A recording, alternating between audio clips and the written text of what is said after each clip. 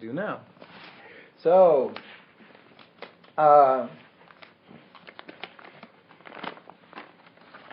probably the most prevalent tool that the Buddha offered us, certainly the one that has the widest clinical applications right now, is the tool of mindfulness, which is a form of observant awareness where we investigate our experience in the present moment, practicing to have a mind that doesn't add commentary, criticism, resistance, that just takes in what's occurring, observing it as if for the first time, without preconceptions.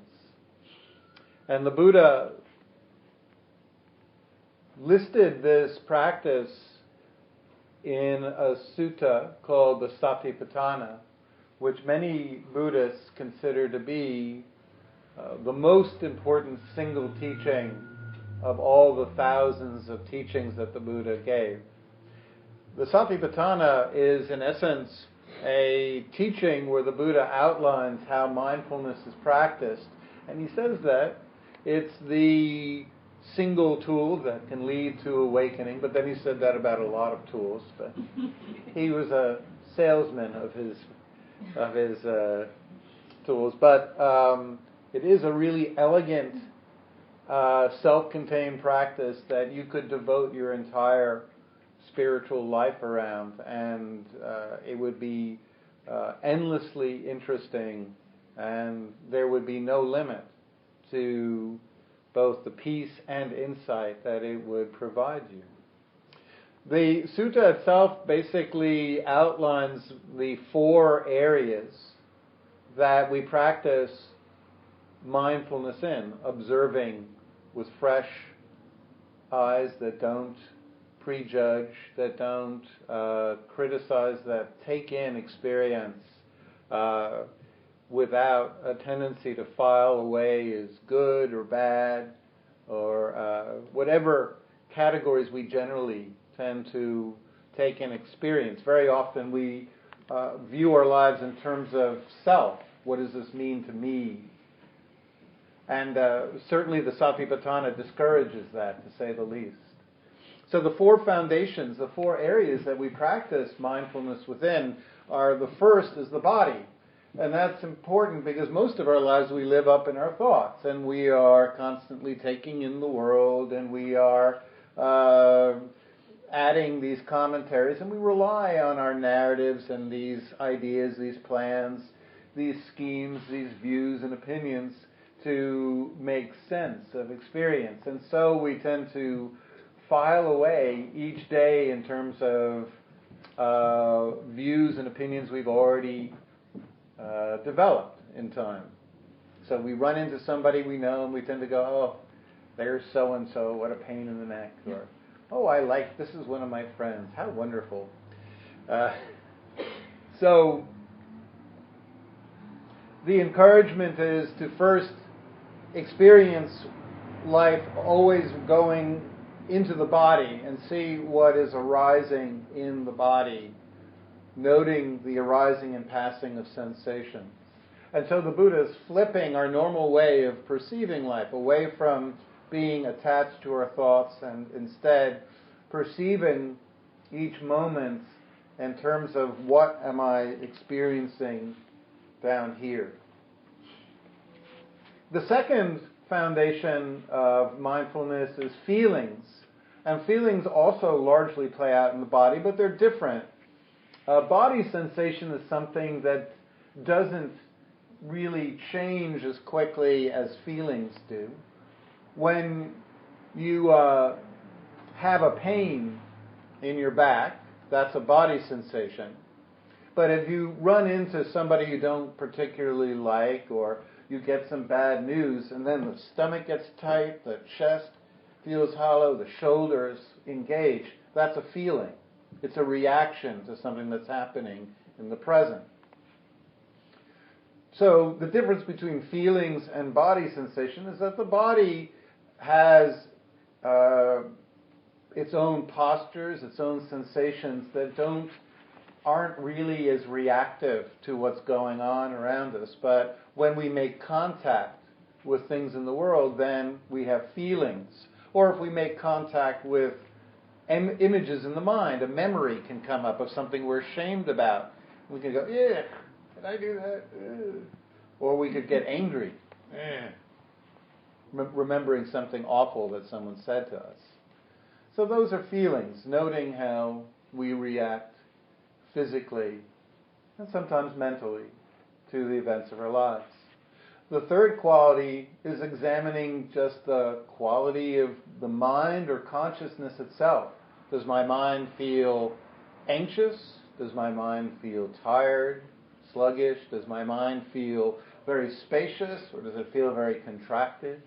Does my consciousness feel very open and receptive, or does it feel closed off? And then the fourth foundation of mindfulness is your thoughts. Noticing your thoughts, but not from inside of them. The way we normally live with our thoughts is identifying with them. These are my thoughts.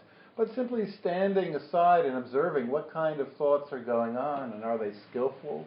Are they obsessive? Are they repetitive? Are they angry thoughts? Being able to objectify your thoughts rather than take them as who you are. So this quality of observation, thus, is not thought itself. It's something that can observe thought. It's something that can observe the body. It's something that can even observe the mind. It's something that experiences life. Now, in the sutta, what the part I'm going to be talking about tonight is, in the sutta there are 13 refrains where the Buddha, each time he gives a new exercise, he says, we observe the body, feelings, consciousness, and thoughts, both internally and externally. Internally and externally. And the question for many Buddhists has been, for a long time, what does the externally mean? When I was first practicing decades ago, the externally part was explained to me as, well, that's the skin level, and the internally is everything that's going on beneath the skin, which wasn't a very satisfying answer, but I went with it. But a new branch of Buddhists have pointed out that actually the earliest interpretation of that line, being observant of the body internally and externally, feelings internally and externally, the mind internally and externally, consciousness internally and externally, is that the externally means, in fact, other people.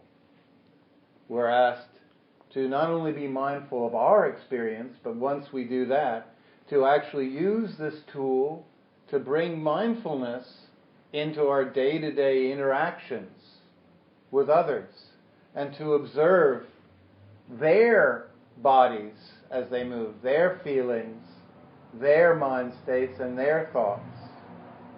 Now, this brings up a couple of questions. First, how could we observe somebody else's thoughts if they don't speak them aloud? How could we know what somebody else's consciousness is like? Those things seem to be rather internal and beyond our observation. And yet, throughout the canon, the Buddha is referred to as being able to read the consciousness and the thoughts of all the practitioners around him.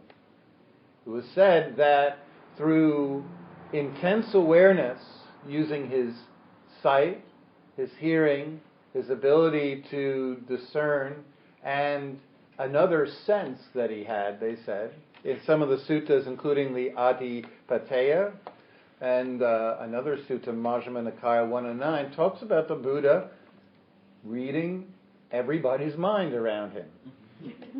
So the question would be, well, how the fuck does he do that?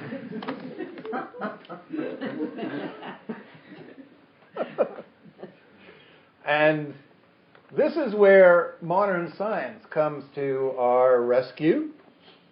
What a lot of wonderful scientists like Alan Shore,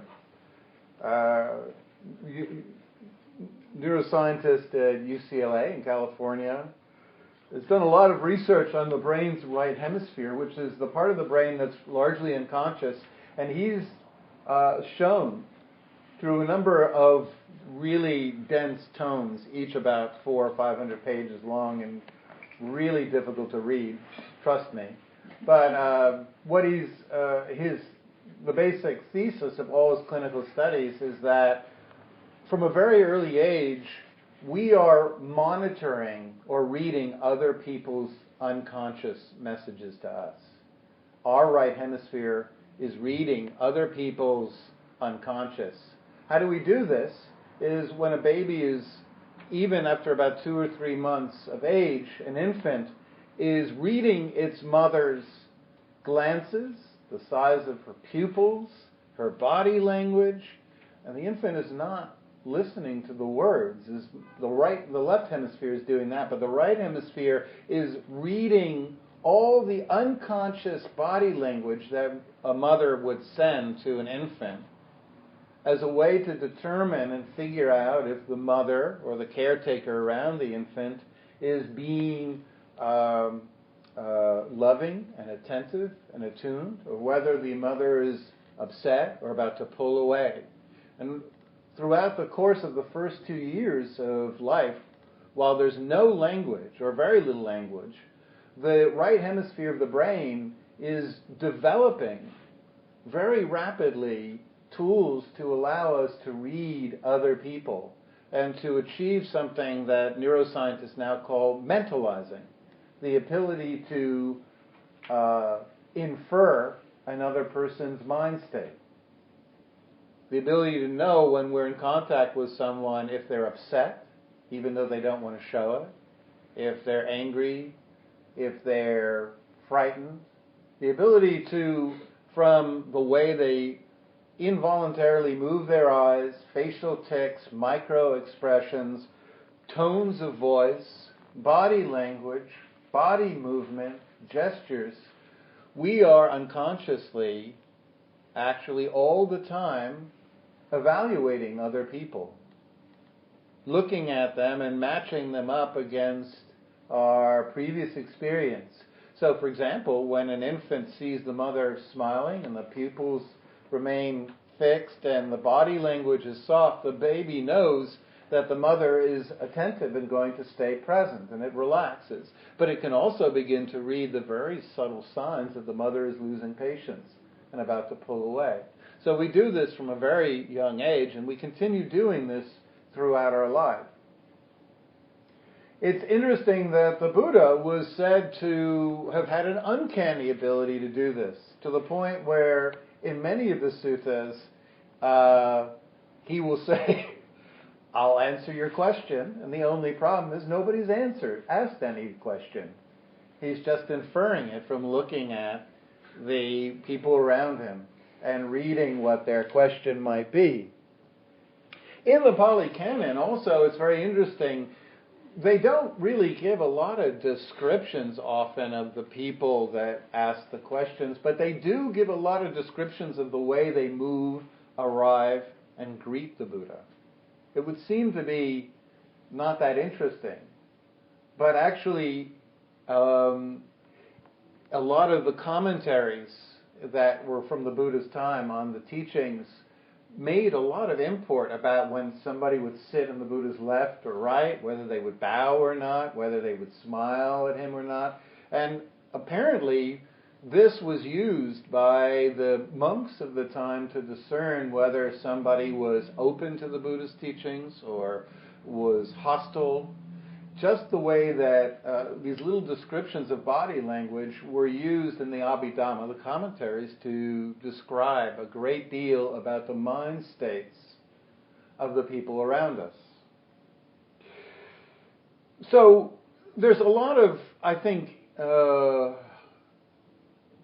value in the idea of practicing mindfulness, which is, again, putting aside our predetermined views and opinions about ourselves and about the world, and opening afresh to each encounter that we have with people, and to really take them in the same way that we investigate ourselves in mindfulness. Instead of the normal way we now interact with each other, picture 4 people eating dinner, waiting for their food to arrive. Everybody's on their phone. Yeah. Okay. Wait, what did you say? You slept with who? Yeah. You did? Oh, good for you. Both of us slept with who? Wait, you said what? They did what? Well, fuck them. You hear it? So what we're doing in so much of our contemporary form of communication is we're just monitoring people for the words they say. We no longer take in glances. We no longer take in expressions, tones of voice. We prefer to do everything by text. I can't tell you how many people I know that tell me they get broken up with by text. Holy shit. Talk about avoidance, but people now meet by text, flirt by text. So we're just going, when we do things by text, we're doing everything without any acknowledgement of the body, any ability to read inflections, tones of voice, glances, anything. We're just going by these dead words on a screen, which is why we have so many misunderstandings. She wrote, okay. I said, what are you up to? And she said, things are cool. Does that mean she really likes me? Okay. And so we have this disembodied form of communication where we're no longer looking to mentalize each other. We're simply looking for the big top headlines that people say. The thing that is important enough to pull us away from our Facebook and go back to the phone, or to pull us away from our phone and go back in person, or to put aside all the stories and narratives in our head and actually become aware of what somebody's saying. And so mindfulness, in its purest form, would be to follow the same order. To start with somebody else's body language, and then note their feelings. Note when something shifts that indicates they're having a reaction. Looking at does their chest get, or their stomach get tighter? Does their shoulders become activated? Does their jaw lock?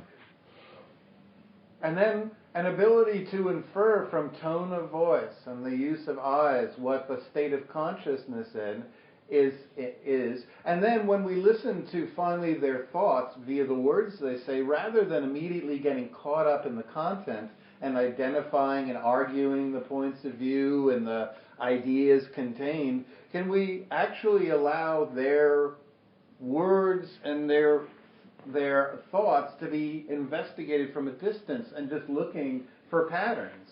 Oh, I notice each time this person is, going back again and again to an anger statement or a fear statement or a statement about, what's going to happen in the future or what something means about their life. So just noticing, in essence, the tendencies or patterns before we get caught up in the thought. This ability allows us to evaluate the people in our lives in a completely different way. It allows us to investigate other people, not in terms of, are they doing something that makes my life easier or not, from a self-centered perspective, but actually from a perspective of really trying to understand life from another person's embodied perspective. When our entire spiritual practice is internal, we're just sitting there, oh yeah, I'm doing my mindfulness now, this is great. yeah, I'm completely in tune with my feelings. What can happen, though, is we have a practice where we're really aware of what's going on internally, but we lose the sense of recognition that everything we experience is also being experienced by the people around us. I do notice in my work with lots of Buddhists over the years that a lot of Buddhists still have this flavor of taking their feelings and their emotions as if, my feelings are more intense. I know that everybody has sadness, but my sadness is very sad.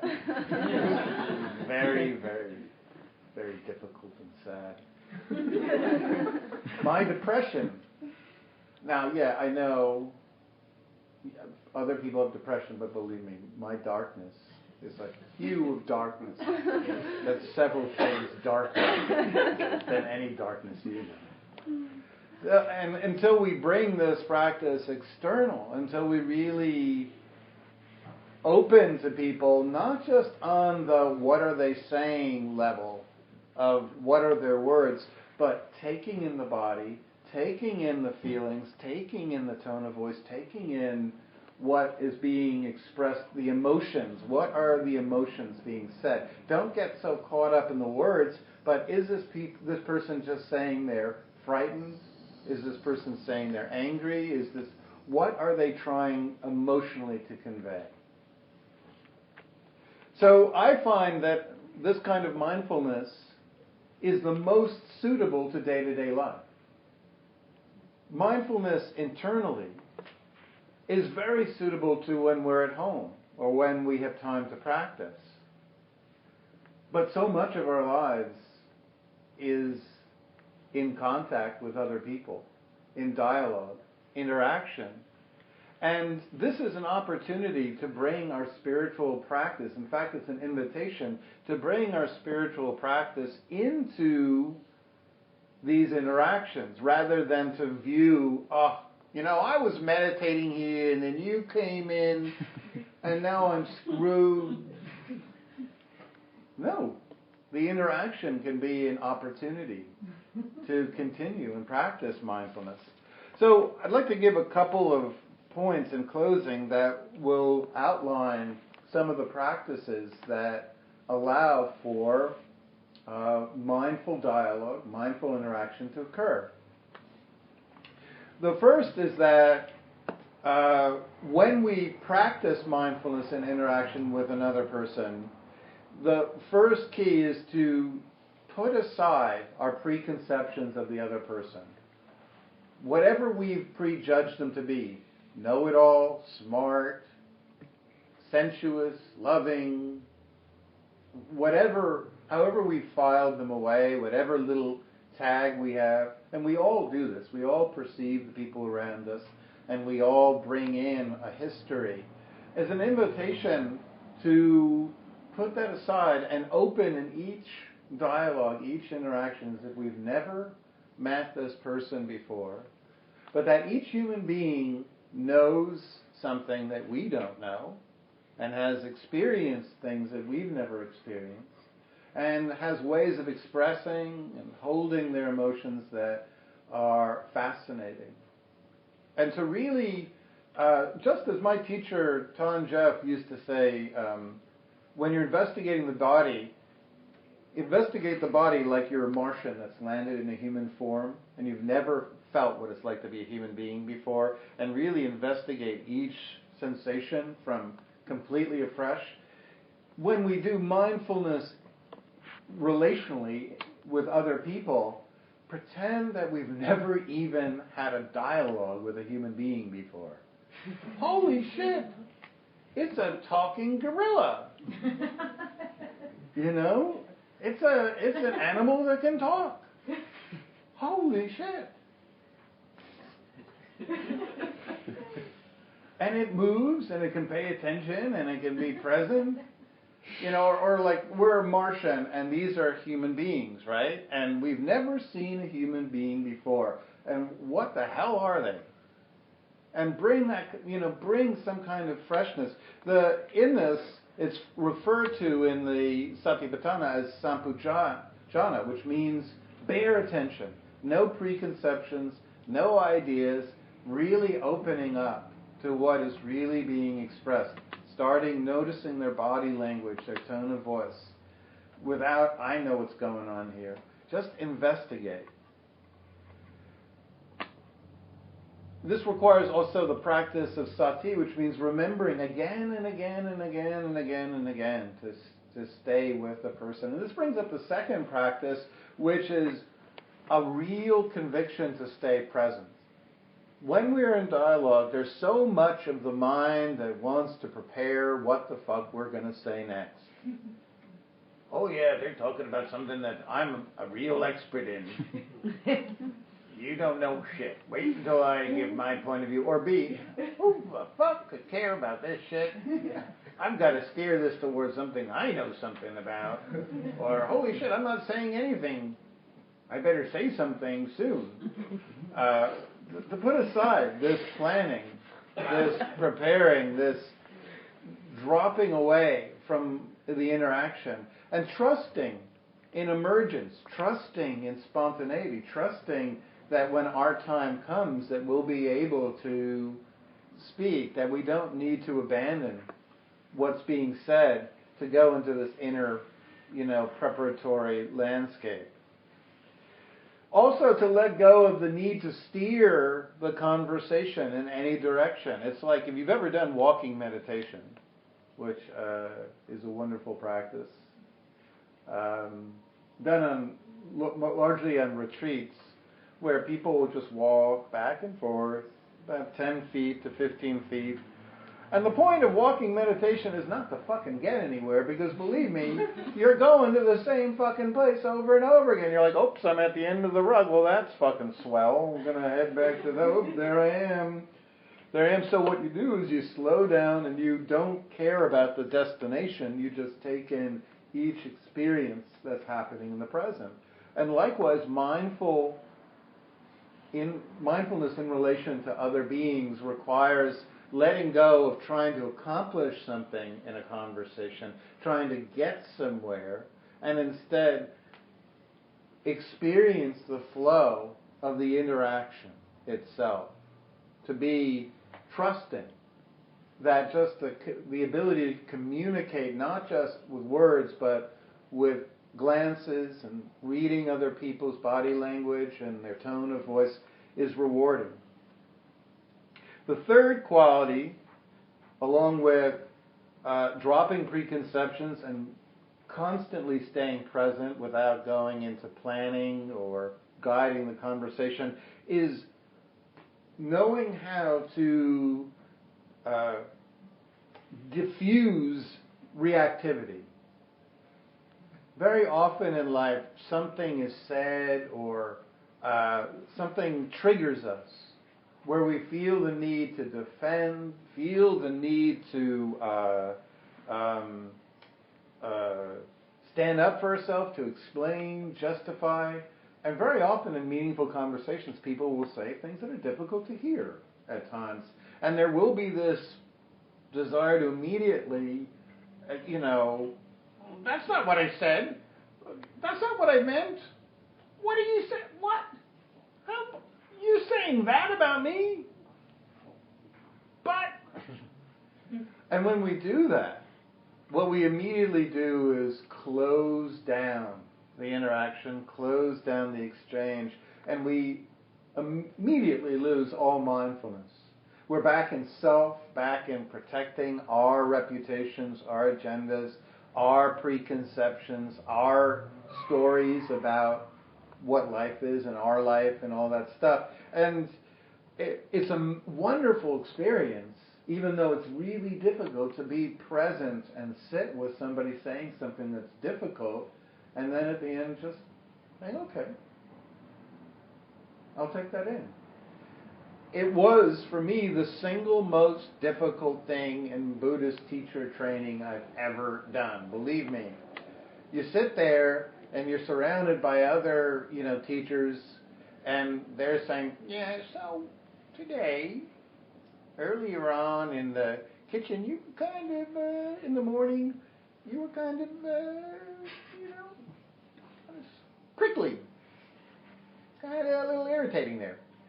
And, I would want to say, I'm not a morning person. You're waking me up at fucking 6 o'clock in the fucking morning. I don't want to wake up. I told you I don't want to teach the morning shift. I don't want to be around human beings. I don't even want to fucking see your fucking faces. But you have to say, thank you.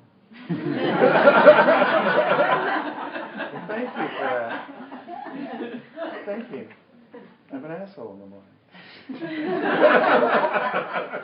And stay present and not break the gift that they're giving by interacting and by, sharing and taking in and becoming vulnerable. The more vulnerable we become and the less we wall off, defend our territory, defend our turf, the more other people become open and become willing to soften. And this brings up the fourth point. Before I get to that, when we do feel ourselves becoming reactive, defensive, justifying ourselves, explaining, just find that underpinning in the body. There's always this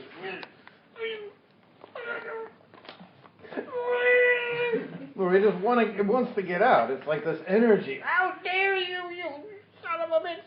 Wait till you hear this about you. And it's this energy that wants to come and vomit out. It's like this flood.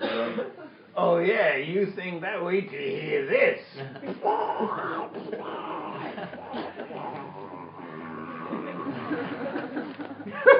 That must have been pretty good. But see, we can catch that energy and just breathe through it, soften it. See if we can actually hold it, create more space for it. Relax the shoulders, open the chest, soften, breathe out long. Hold that, but, this is unfair, and see if we can actually create a vessel that can contain it. And finally, the fourth is then when it's our turn to talk, we often will go with the sort of agenda we have, the things we want to get accomplished. But if we put that aside, sometimes there'll be what I call background thoughts that are there. Like, oh, I'm feeling ill-equipped for this conversation. Oh, I sort of wish this would end. I'm feeling uncomfortable. I'm really feeling put upon right now. The things that we sort of never say in conversations. We fight back, but we don't lead with our vulnerability or our sadness or our disappointment. And it's really worthwhile to take that risk to verbalize the things that we generally don't talk about, our states, our inner states. When I hear this, I feel, or when we talk about this issue, I feel, out of my depth, or I feel like I'm never heard, or I feel, and just talk about that experience that we generally keep from other people. Be willing to risk opening to not what we want the conversation to look like, but what are those other thoughts that we're concealing? I don't mean the thoughts like, oh, you son of a bitch, you're such a blowhard. Fuck. I have to listen to this. That's not really constructive. But the thoughts about how we feel. When we do that, when we risk opening up those background thoughts, the unrevealed, we actually encourage other people then to get softer and more vulnerable and more available to us. And then the mindfulness and dialogue becomes really interesting. Because we're getting past the walls and the procedures and the, how you doing? I'm doing fine. Great to see you, Bill. Okay, see you later. The performative conversations that absolutely reveal nothing. When we do this, when we actually can open to the vulnerable emotions and experiences of others, it's the most rewarding practice in the world because we no longer feel alone in the world. Until we really get it with our right hemisphere, deeply get it, that we are not alone with our feelings, our fears, our feelings of being overwhelmed, our feelings of not having it together, our feelings that there's something wrong with me, our feelings that we're not going to be able to, accomplish anything, or the things we have accomplished are not good enough, or whatever feelings we're struggling with, until we've really taken in another person sharing those same exact feelings, expressing them physically, seeing our truth in another human being, then in some ways, until we do that, we really are alone. But when we really make that deep felt connection with others, then that sense of solitude and isolation is broken. And we really understand that we're in a human condition that's not personal, and that our suffering is not personal. And that's such an alleviated, much, much lighter state to be in. So thank you for listening. I hope there was something worthwhile in there. I'm going to turn this